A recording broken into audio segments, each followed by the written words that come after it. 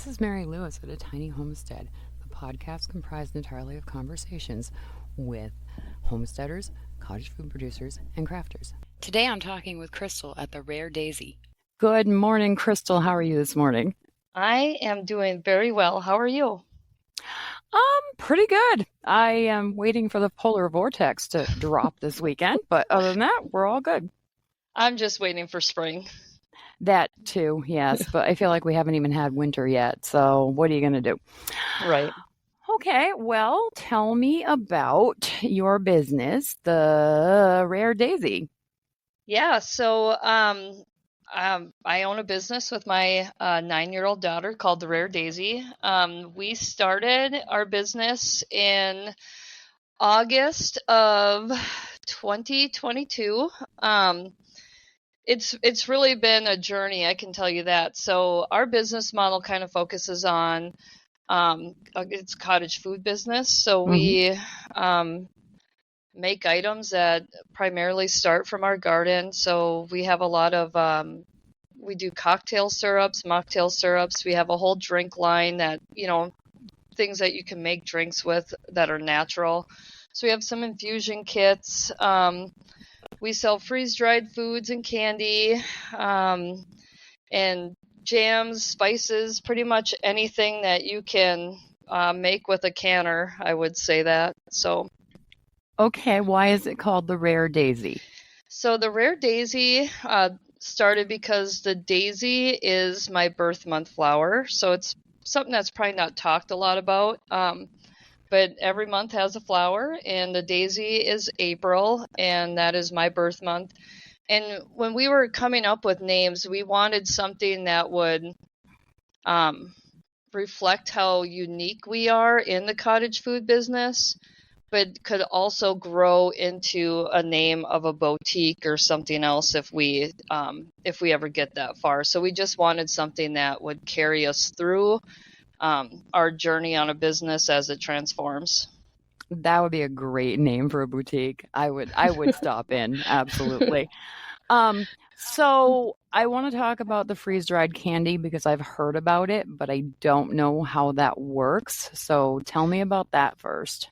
So, first of all, it starts with having a freeze dryer, and that was something that, as a gardener, and I'll say like kind of an urban homesteader, I've had my eyes on for a long time. But they're not cheap, so we put a little work into it to get one. And I first started just preparing foods for our family and putting foods on our shelf and in our pantry. And I had a friend down the street that was like, "Oh, you should make some candy. Have you ever seen that on TikTok?" And I was like, "Never seen this on TikTok." And this is, way back in 2022. I ended up watching some videos, and this was before it was like super trendy. And yeah, we started with some Skittles, and back then there wasn't a lot of help groups or how to do this, and we just started putting them in and figuring out how it worked. And basically what the freeze dryer does is, through a process of sublimation, it takes the moisture out of your foods, and it doesn't use extreme heat like a dehydrator would. So your candy, it like poofs up. Typically it changes texture. So like a Skittle will go from like chewy to crunchy, like I describe it as like Kick cereal or something. And then the flavor is extremely intense because, again, there's no moisture in that candy anymore, so you get a really intense flavor. So it's been really trendy, but it sells really good. And a lot of people at craft shows and teenagers and kids really like that because it's just something different than you would get at the gas station. Yeah, absolutely. So can you freeze dry a Three Musketeers bar? You can. So chocolate does not freeze dry. Butter doesn't freeze dry. Peanut butter doesn't freeze dry. Anything that's really fatty doesn't freeze dry. So, Three Musketeer, the nougat inside becomes crunchy like a Whopper, you know. And then the caramel kind of hardens up too, and so you still get the miltiness of the chocolate, but inside it's got a crunch. I would really love to get a freeze dryer, but you're right, they are very expensive. I couldn't believe how expensive the smallest one is. And Yeah. that would be the first thing I would do because I love Three Musketeers bars. And I actually sent my son into the store to grab one for me when he was getting something else. And he came out and he was like, they didn't have any. Yeah, I, there's a shortage of certain candies out there right now because people do have freeze dryers and they're grabbing stuff up as quickly as they can to freeze dry it. So, huh, well, I didn't know that. I guess I'll have to go on Amazon and buy a bag of the small ones if they have any. um, so do you freeze dry? You freeze dry stuff from your garden too? yeah, so that's primarily why I got it. And in the beginning, it was really to deal with like the abundance of herbs, you know. So I've dehydrated herbs for years. Just a good way to deal with the oregano and the chives and everything that you know you Hmm. grow in your garden, right? Um, so that was one of the reasons why I got the freeze dryer, just because like the dehydrator couldn't keep up. And obviously there's the shelf life if you learn how to preserve your food in it the right way is a lot longer. So dehydrated foods, you know, are usually like a year to 2 years. Freeze dried foods can last for up to 25 if you prepare them correctly and package them correctly. So that was one of the reasons why I really went down that road was your canner, your dehydrator, and can only go so far during harvest season. And you know, we have apple trees, and there's just so many things that we have on this little acre in Maple Grove that I needed something else to kind of help me preserve those items, and that's where that came from. You know, is just trying to help us deal with the abundance, really. Is freeze drying a faster process than canning and dehydrating? No. So the freeze dryer, like if I'm doing apple slices right now, and um, there's a lot of things that kind of go into how quickly your machine works. So do you if you pre-freeze your items first, I mean, you can take 8 to 10 hours off, but I would say on average, most of the cycles of regular food are, you know, between 22 and 30 hours. But like something that has a lot of moisture, like pineapple, tomatoes, those things can go upwards in the 40 hours running through the Wow. machine. So it just it really it really depends on what you're processing. And like I said, if you pre-freeze, that can take a lot of time off. So if I'm doing pineapples, those things are always I always pre-freeze them. Anything with seeds in them, I pre-freeze, and I put extra dry time on anything with a seed because it may feel dry, but if that seed has any moisture left in it, it will spoil the food that you package. Yeah. So you just gotta, I would say, like, if you're not already used to preserving your foods through dehydrating and canning, I would maybe start there first if your goal is to get a freeze dryer to preserve food for long-term storage, just so you can make sure, like, this is something I want to do and I'm going to use, if that makes sense. So, Hmm. Yeah. yeah. I um I actually use my gas range to dry our herbs. And at the lowest setting on our gas range, it takes about 2 hours Mhm. to dehydrate herbs to the point where they're crispy, you know, where Yeah. you squish them between your fingers and they fall apart. Yep. Yeah. And then we store them in canning jars with airtight lids. Yeah. And we've had them last for about a year and a half before they start to not smell like anything anymore. Yep. So Yeah. that's how we do it. Yeah, and that's a good way too. I mean, even though I have a dehydrator, I still dry stuff in the oven too. It's sometimes a little quicker than a dehydrator because I would say on average my dehydrated goods are 8 to 10 hours depending on what I'm dehydrating in that. So, Mhm. you know, but I'm glad you brought that up because a lot of people think like, oh, I can't start this until I go buy this expensive machine somewhere, right? And Mhm. that's not true. You can do it in your oven, your lowest setting, which is usually 200 or 225. Some go lower, but yeah, you just bring it up to temp, put your stuff in, and then I crack my door and let it go for, like you said, 2 hours, 3 hours, depending on what you're dehydrating, and that works really well. I've done that with citrus before, so you Mhm. can, I would just dry off the oranges if you're doing oranges first a little bit, and then yeah, you can do the same thing, flip them over once, and you got yourself some really good dehydrated foods that you can package up and put on your pantry. So Yeah, and it's a little less expensive. I actually feel guilty when we do it because I know we're spending our propane because we have a yeah, propane tank for our stove. But then it's the difference between going to the store and buying the little tiny container of dried whatever it is I need for an herb or a spice correct. versus Yeah, what we grew. So, I was just looking at that the other day. I did have to go to the store and get some spices that I didn't have, and I was like, I can't believe that a jar of dried chives were like, I think it was like 6.99. Okay, for I think it was like a 2 ounce spice jar. yeah, And chives are a perennial. They come back every year. You plant them once, as they long as they're spread in the ground, everywhere. they spread everywhere.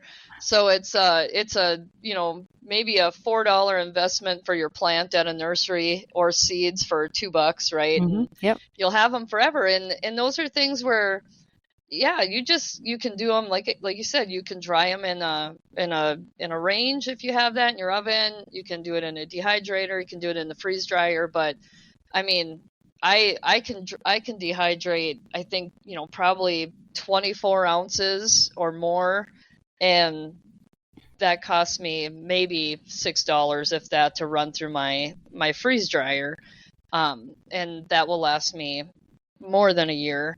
So, I mean, there's little ways to start, right, to help you save money at the grocery store, and herbs are a good way to do that. But you know, Yeah, you're preaching to the choir. hmm I make granola. I started making it years ago for the kids for breakfast.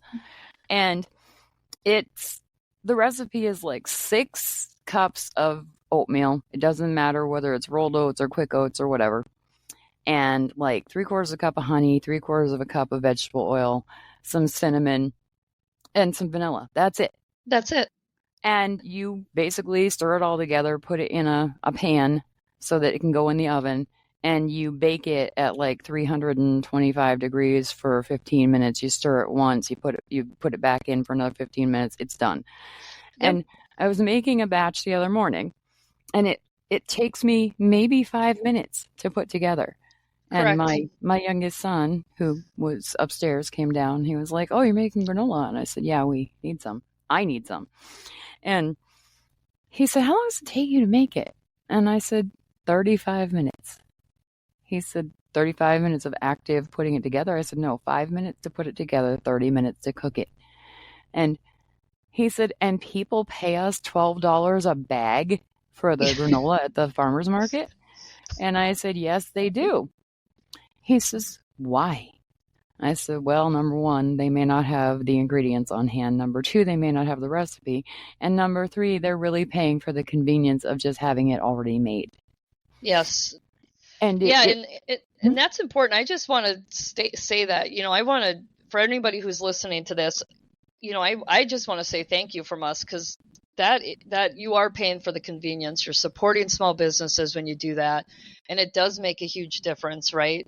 mm, I mean, it's always great to be self-sustaining, and be able to make all that stuff. But I'll be the first one to tell you, I am a sucker for supporting small businesses like mine and yours, and I have uh-huh. other friends in the cottage food business. I can bake a cake, but there's just times like on birthdays. My daughter's birthday is coming up, and I am 100% using a local cottage food producer, and I am buying a cake from them, because that is what all of us need to keep going, right? So, I'm happy that your son asked that question, right? Like, what? They're spending $12 a bag from us, but it is such a good thing when people do take their $12 and support us and support the other people at the farmers markets, because if we didn't have that, obviously we wouldn't have a market for people to shop at. So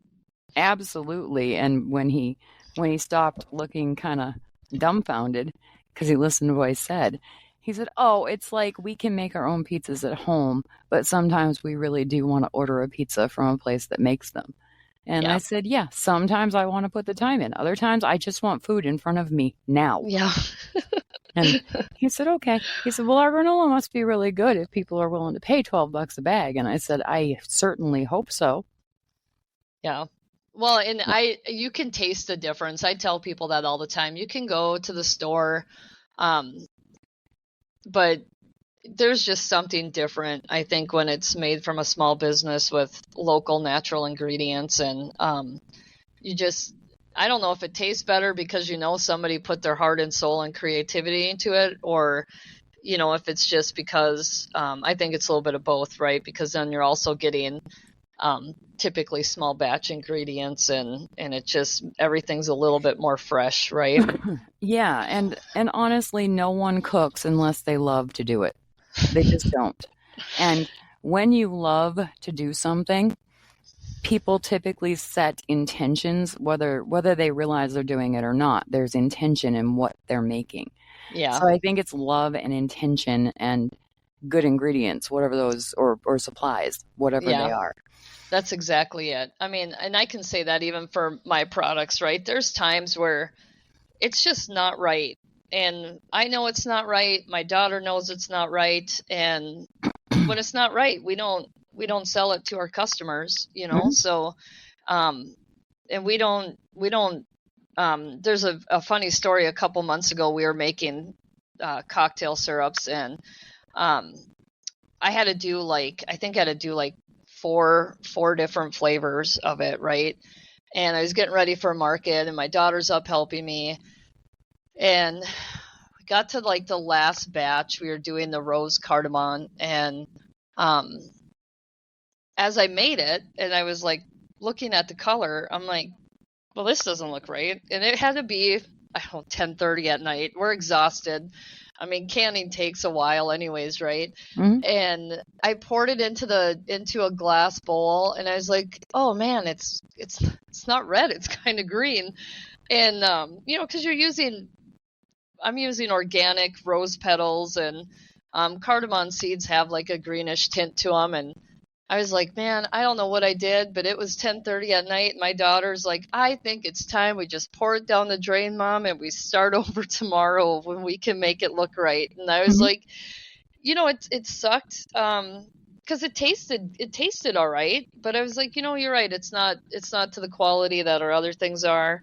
And I could have easily added in a couple drops of some coloring and got the product looking all right, but that's not who we are, and that's not what we sell. So we poured it down the drain, and we both laughed and cleaned up our kitchen, and went off to bed and thought, yeah, well, we'll just tackle that one again tomorrow, and hopefully we can, figure out what went wrong and get it right. But um, you're right. You have to have a love for what you do, and most of the people selling what we sell and in those markets are very passionate about what they're making, and I think that's why it tastes so much better, and it's just a good feeling Mhm. supporting that business and using their products.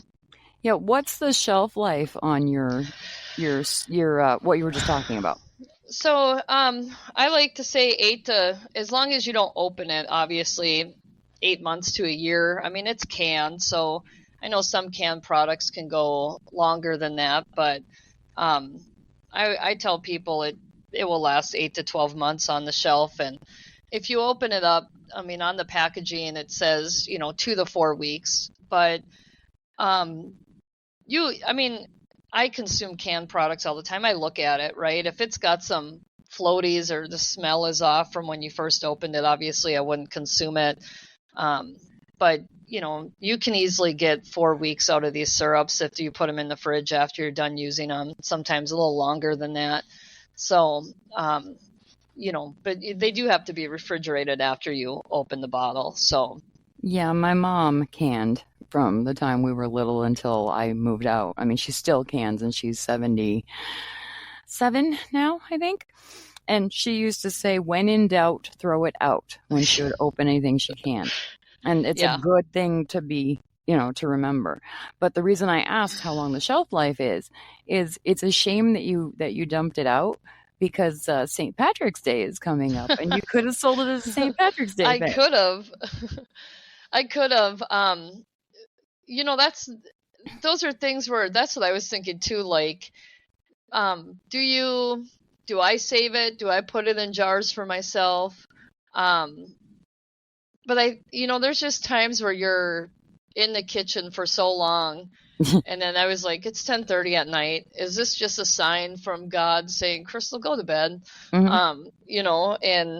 And so that's the way I took it, right? And I'm like, I'll just start again tomorrow. And there becomes a point in your business where you almost become a perfectionist about your product, right? Because you care about it so much. And Mhm. and I chalked it up to a learning.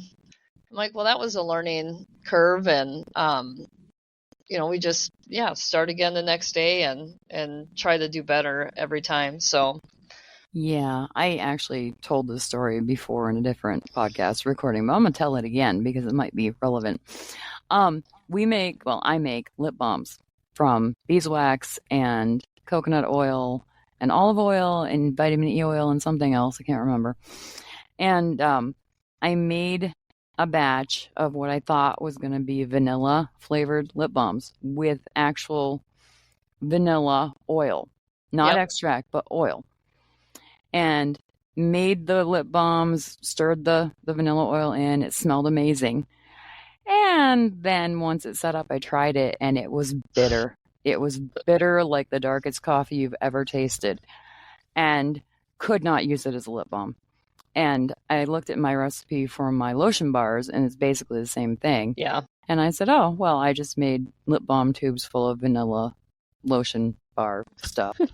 And I have to be really careful when we sell them because I have to remember that the one that says vanilla is the body balm or lotion bar, and the one that has fragrance oil, not fragrance oil, flavor oil on the label is the yep, actual lip balm. lip balm. So I have really yummy smelling body balm right now. And it smells amazing. Yeah, But same thing, and I couldn't bear to throw it out because the ingredients are not they're not ungodly cheap. expensive, but Yeah, they're not cheap.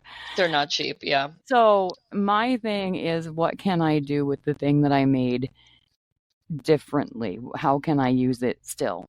And I'm yeah. sure you're the same way, but at that time of night, you were probably just like, never mind, I give up. Never I'm going to bed. mind. Hmm.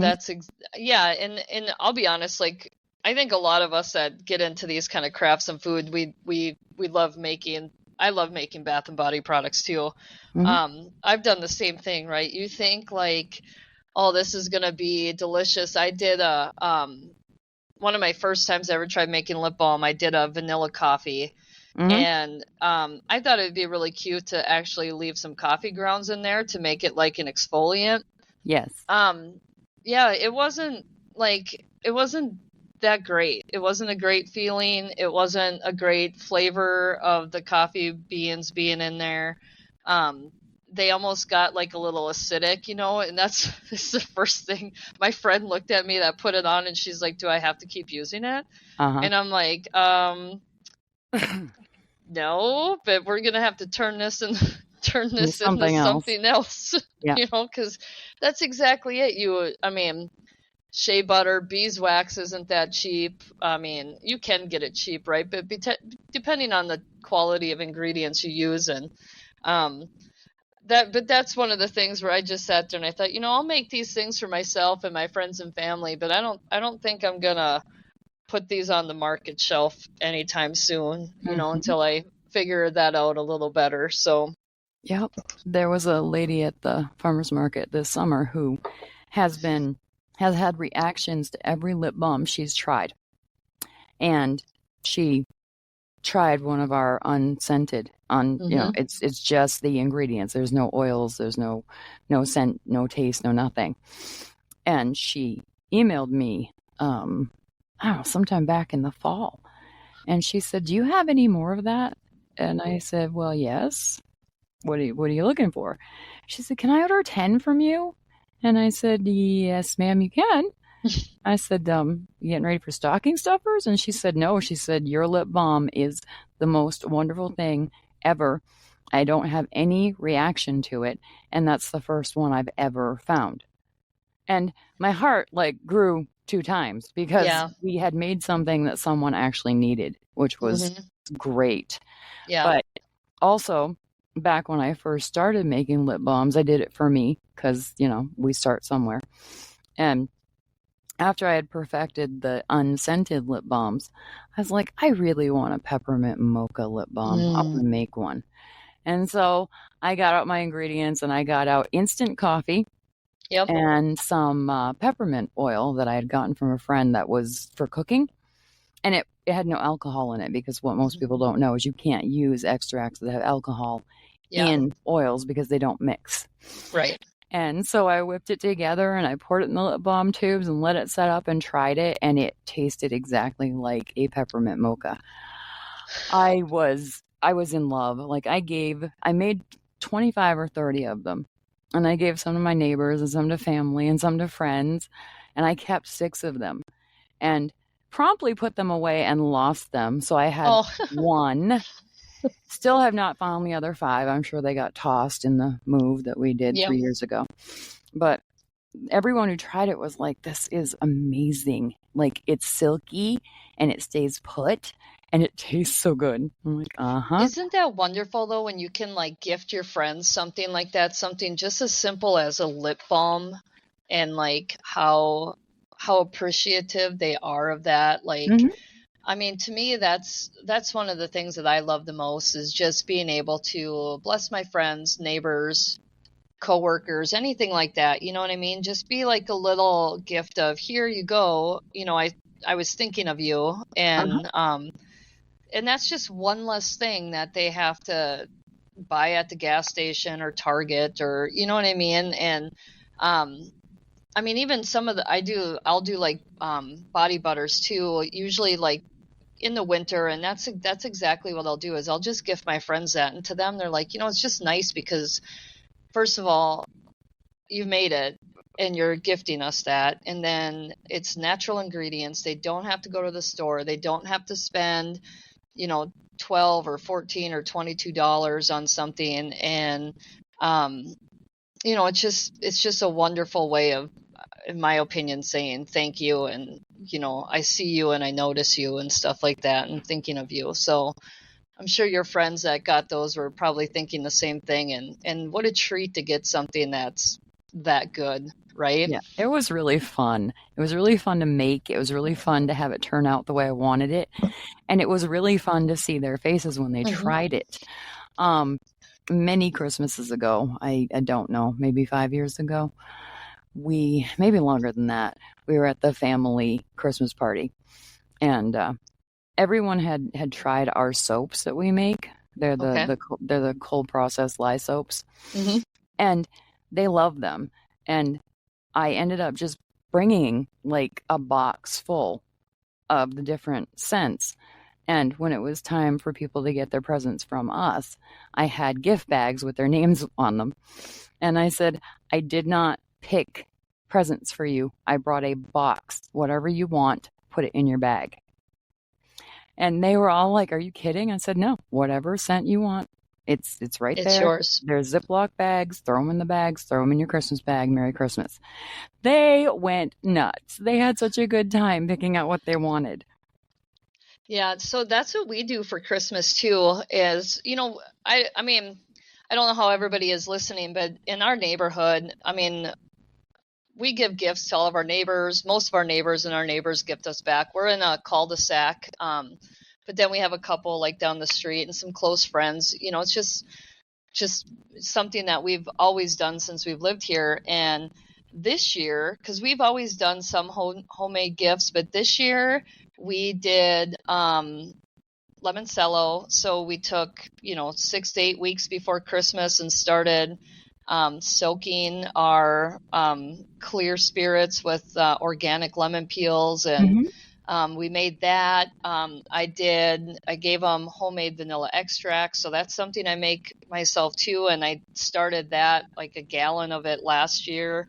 So that was super flavorful and delicious. I think we gave them like homemade ranch powder. So you find these recipes all over Pinterest and stuff, right? Mm. And we had some different salts that were made, and we just made this gift basket of all these things that we produced, we thought of, and put that time into. And our neighbors were just super excited to have that, right? Like, I mean, I didn't have to go out and shop for each one of them, think of something crazy or elaborate. My husband and I just kind of sit down and say, okay, well, what should we get them this year? And then jams and jellies were in there that we make too. And they absolutely love those things. It's like such a cool gift, right? And I know if I was at your family Christmas, I would have been stoked to get homemade soap like that. I don't think I've used store-bought soap in probably 4 years, if I'm being honest. I can't. Once you use those cold processed soaps that you make, those natural soaps, I'm telling you, your skin will never want to go back to um, some sort of body wash that you buy at the store. It's just, your skin feels so much better when you use those kind of soaps. And the Yeah. smell in the shower is just like amazing, right? I'm like, oh my gosh, I just love the smell of those things in the shower. Well, it wakes you up, which helps because most people take their showers in the morning, Mm-hmm. typically, unless they're really dirty from the day and they take them at bedtime, and that's fine Yep. too. Yep. Get a lavender scented soap, you'll sleep like a baby. Yeah. My Yep. husband actually hadn't made soaps in quite a few years, like I don't know, 2 or 3 years, and I ended up having to buy store bought soap. And as soon as I used it the first time, I was like, honey, you got to make at least one batch of unscented soap. I said, my skin is so dry and so itchy. I said, this is not going to work.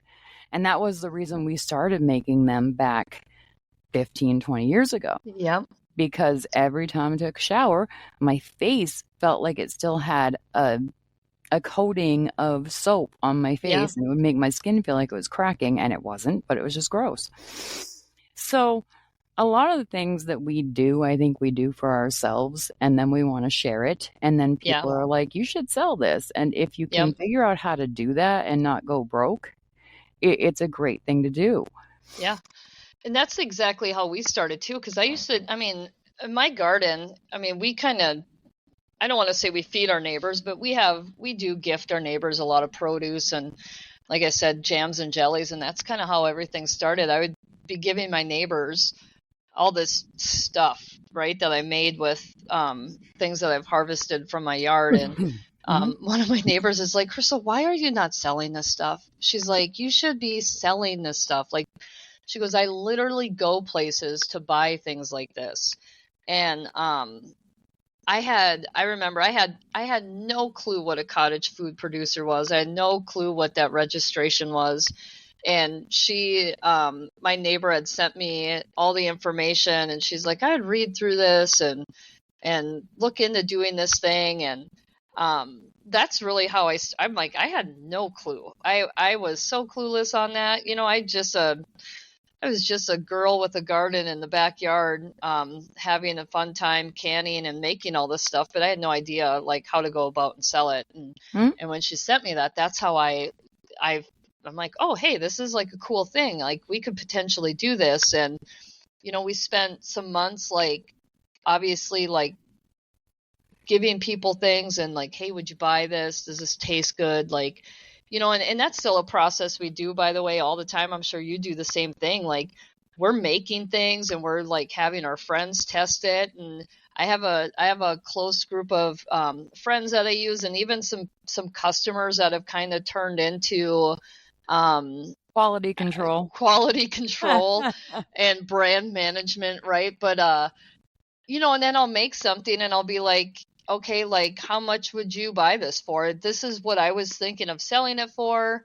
And I really have a group that is, I'll say, different demographics, different income levels. I kind of try to um, test it out, but I will say this, all of them are within the age base of what I know primarily follows my business and uses my products, right? Hmm. And there'll be one of my friends once, it was our elderberry syrup. She's like, oh, and we're all in the same group chat. She's like, "Oh man, yeah, that's so good. That bottle's so cute. I would easily pay $25 for that." And my other friend's like, "Are you crazy?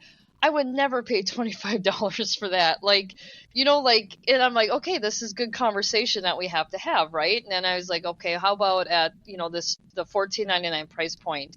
And everybody in the group is like all day long. Absolutely. I still had a decent margin on that product, right? So I was still able to pay for the product, pay for my time and make a little bit of money on that. Yeah. So I was like, but those are things like as a business owner, I know I need to do. And the greatest thing about that is now I get this group of people that are like, hey, can you make this? Or hey, when I was in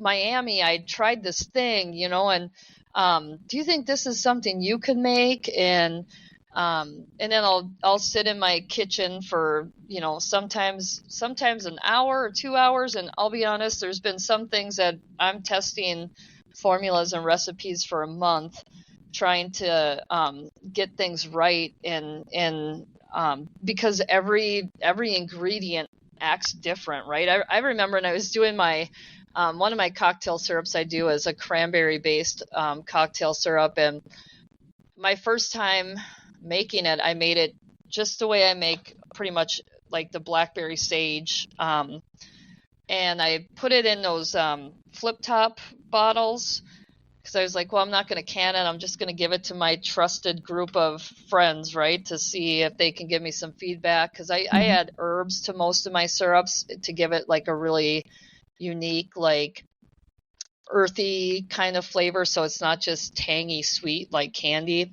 Yeah. And she showed up. One of my friends showed up the next day to get her bottle. And I pulled it out of the fridge, and it was cranberry sauce. And it had hardened in this flip top bottle. It was completely like, I mean, it was a looser cranberry sauce, but it was definitely cranberry sauce. It had gelled up. It was past the syrup stage, and I didn't put any I didn't put anything in there, right? And I was like, oh man, I forgot. I was like, cranberries have themselves a little bit of pectin in them. I can't make this just like the blackberry one. And my friend and I both laughed because she's like, oh, it smells really good. Sure wish I could get a spoon in that bottle to taste the cranberry sauce. And Hmm. we both laughed. But then I'm like, oh, you got to make it a little differently. You gotta there's just things, you take notes on. I'm sure you do this, right?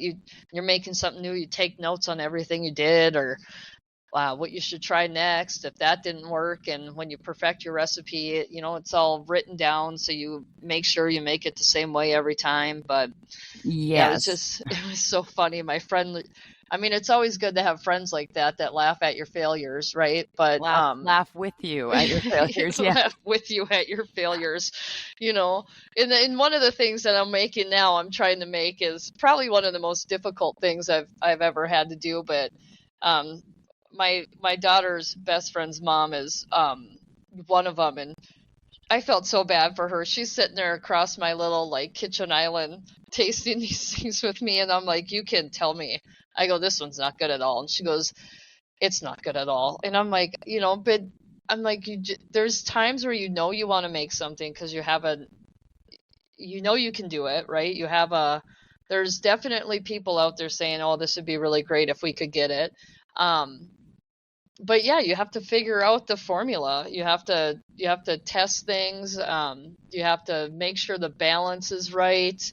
And I mean, I guess I don't know if my friends will ever hear this, but I would always say thank you for being there with me through my success and failures, and making it fun for me to use you as quality control and a test market on everything to make sure that it's safe, first. But yeah.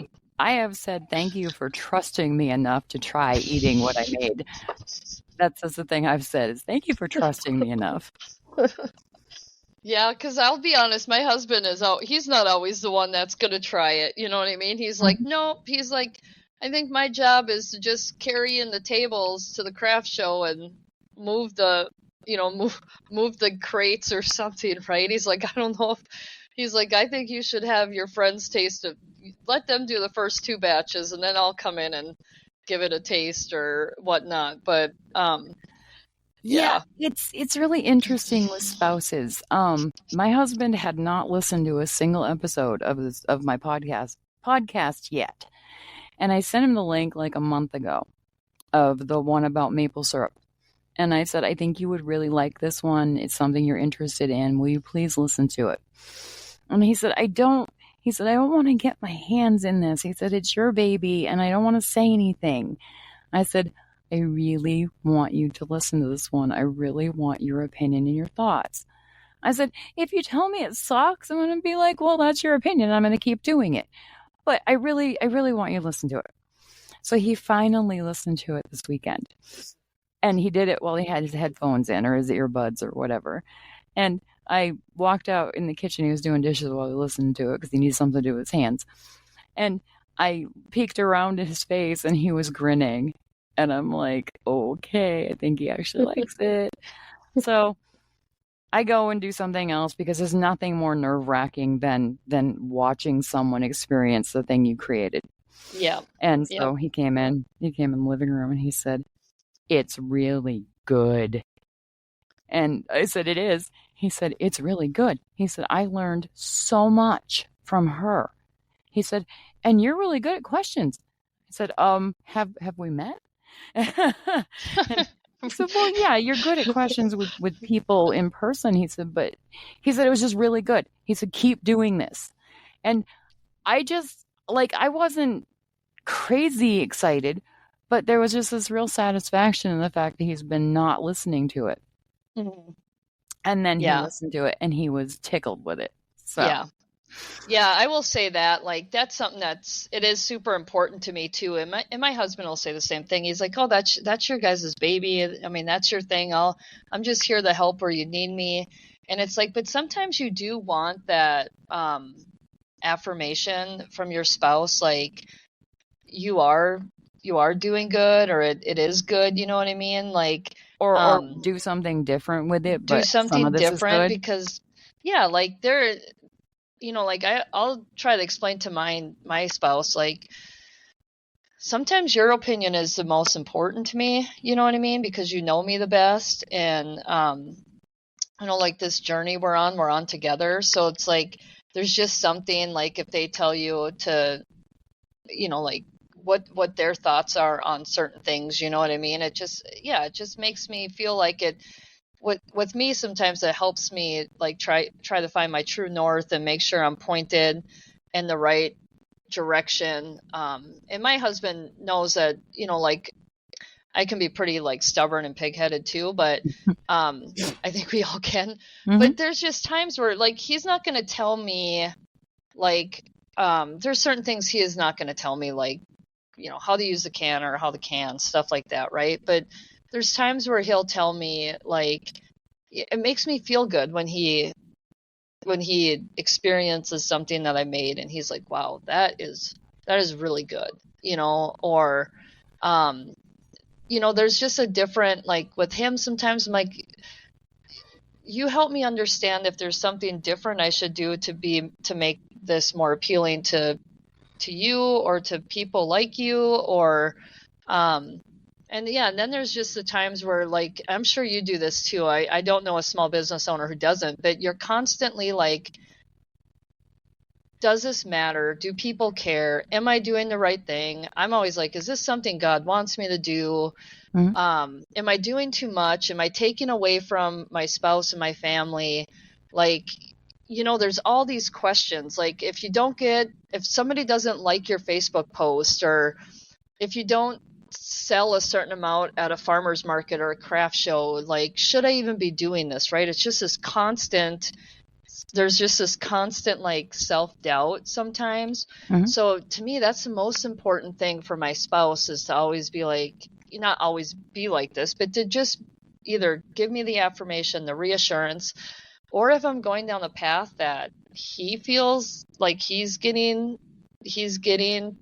some sort of intuition that I shouldn't be going down, to help stop, right? Because there's times that even as a small business owner, you're so driven to be something that you might not see everything, right? So that's like so important for my spouse to to help me, just kind of navigate those things. And I couldn't ever say enough about how much I appreciate that, even though there's times where you're like, I'm like, no, I know I'm supposed to be doing this, and I may not be, but I Mhm. always appreciate that he's true to our relationship and what we're supposed to be doing, and keeping us on course. So, Yeah. um, Yeah. And the other thing is, when you first start something, you don't know how it's going to end.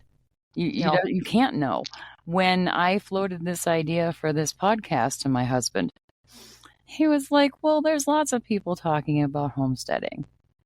And I said, "Yes, but are they conversations with people actually doing it?" And he said, "Not exactly." I said, yeah, I said, "Cottage food producers and people who make things, crafters." I said, yeah, if I mix those all together and have conversations with people who are actually doing the thing," I said, "Number one, it gives them a chance to be excited verbally out in public about what they do with someone who gets it." yeah, I said, "Number two, the people who listen are going to learn new things they can try, or where they can get things they want to try." yep, I said, "And number three, I get to do something I love, which is pick people's brains, because I yeah, really, really love talking with people about how they do things." I'm actually terribly shy in person. The first thing I do when I meet somebody new is ask them a question about them, because that way I don't have to talk. yeah. And that's how I am too. It's funny how, I think a lot of us are actually like that. But I also do photography, and I love that. But to get me in front of a camera Mm-hmm. is, well, it doesn't happen very much. I love to be behind the camera. I used to do, I'd help with some of the, photographs at church and stuff before, and I would always be like, no, I got the long lens, because I didn't want to be like right up in people's faces. And I'm the same way. People that first meet me, they're like, really, you're an introvert? And I'm like, oh gosh, you have no idea. Mm-hmm. I've just trained myself over the last 20 years, especially with like my profession outside of my small business and what I do at home. I mean, you have to just like, it's been a long time of me working on how to be comfortable in front of people, and how to have these conversations. Yeah. But I can tell you, after that happens, I like want to be in my house alone in silence and just be like, I need that, right? I need that time to be just like restored, and just kind of filled back up, because it takes a lot out of an introvert, to have those conversations and be in the public and be speaking, and stuff like that. So I Yeah. am, yeah, Yep. When I used to when I used to people, when I used to be social, um, I would go and I would visit with people more than one at a time. I would go somewhere and do it, and I would come home and need a nap, because that's yeah, how much it took out of me, even in my 20s and 30s. And so now I discovered that I actually get a charge out of this, out of talking to people in this medium, yep, because I don't have to like do makeup and do my hair and pick an outfit and present myself a certain way. As long as I show up and say good morning, how are you? And and lead the questions and listen, I'm good. And Yeah. I'm actually so high after I talk with you guys that I come downstairs and thank God there's always somebody here. I go downstairs and I'm like, "Can I tell you what I learned?" to my son or my husband because I'm so excited. And then an hour later I'm like, "Oh my God, I need food. I need Yeah. coffee. And I need something else right now to deal with this crash from the high that comes from Yeah. talking with people." Yeah. And my husband, he's like, I hit the stairs and he's like, "What did you learn?" Now, that's what he does. I mean, what is some of the like what is one of the coolest things I guess you've learned through all the people that you've interviewed on your podcast? How much people want to share about the things that they love, that they want to talk about it. When I Yeah. started this, I thought, I'm going to get maybe 2 people who want to talk to me. Maybe 10 people will listen to it and it's just going to go, pfft, and that'll be the end of it. I didn't think that 4 months later I would still be doing this. It's Um, amazing how many people are out there that do things like this, that you can keep having interviews and you can keep going. And they're probably in all different, areas and make different things. And I mean, obviously, we all have different experiences. So yeah, I can imagine that it keeps you going. yeah, and there are homesteading, um, cottage food producing, crafting things adjacent. Like I'm going to be talking with one of the women who I think she's the marketing director for Minnesota Grown in Okay. February. And I'm really excited because Minnesota Grown is a program through the state that helps people who grow produce and who sell Yep. at farmers markets and stuff. Yep. And so I really want to pick her brain about so what how are you helping people? What does Minnesota Grown offer? Why is it good to be a part of it? Yeah. And I know because we are, and it's great, but I Yeah. don't want to just hop on and make a recording about, so this Minnesota Grown thing is, and this is what happens, and have it just be me. I think it's way more exciting to have a conversation with the person who is in charge, Yeah. you know? Yeah. So I don't know. The most interesting thing I've learned, I don't know. There's been so many. I learned the other night talking to a guy who grows popcorn that you cannot grow popcorn within like 3 miles of any other corn because it'll Yeah. cross pollinate and it won't be Yep. popcorn anymore. Yep. I did not know that. Talked to a lady the other day who raises Nigerian goats Oh, fun. and learned that not all goats eat everything. I had been under the impression for my whole life, so 54 years, that goats are mischievous and they get into everything and they will eat tin cans and newspaper. No, that's pit bulls. That's what happens to me. Yeah. That's just dogs in general. Yeah, and she was like, "Not my goats." And I was dumbfounded. I was like, "Really?" And she said, "No." She said cows will wrap their tongue around stuff and just pull it in their mouth and eat it because that they have that big broad nose. Yep. She said her goats will taste anything, but if they don't eat it, if they don't like it, they spit it right back out. Hmm. So I was like, wow, I have thought that this was true my whole life, and now my whole paradigm has shifted. Mm. I mean, it's just little things like that. Yeah, I don't know what the most interesting thing is because there's been so many. there's so many. I mean, I know for me, I like to always share with people that um, you don't have to be a certain mold. You don't have to have, like I said in the beginning, to dehydrate. You don't have to go buy all this stuff. I mean, I'm a director of procurement in my day life. I work in corporate America, and if you see me at a craft show, you probably wouldn't think that, right? And Mhm. and I don't have to be a certain mold to be into homesteading activities or canning or living that kind of a natural lifestyle, right? I mean, you don't have to have a farm. Um, you can. I mean, I'm in Maple Grove, Minnesota, right? I'm 3 blocks away from an elementary school. I live on a cul-de-sac. Granted, our yards are a little bigger because I am in a neighborhood in town that's older, so the yards are much bigger.